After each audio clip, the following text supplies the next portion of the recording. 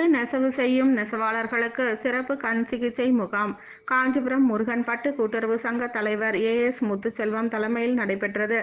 காஞ்சிபுரம் பச்சையப்பன் ஆடவர் கல்லூரி பின்புறம் தாட்டித்தோப்பு பகுதியில் உள்ள முருகன் குடியிருப்பில் நெசவாளர்கள் பயன்படும் வகையில் சிறப்பு கண் சிகிச்சை முகாம் நடைபெற்றது. காஞ்சிபுரம் முருகன் பட்டு கூட்டுறவு சங்க தலைவர் ஏஎஸ் முத்துச்செல்வம் தலைமையில் நடைபெற்ற இந்த கண் பரிசோதனை முகாமில் கண்புரை அறுவை சிகிச்சை, கண் பரிசோதனை, மாறுகண் பரிசோதனை, கருவிழி கண் பரிசோதனை, கண்ணீர் அழுத்த நோய் பரிசோதனை, சர்க்கரை நோயாளிகளுக்கான விழித்திரை பரிசோதனை உள்ளிட்ட பல்வேறு பரிசோதனைகள் நடைபெற்றது.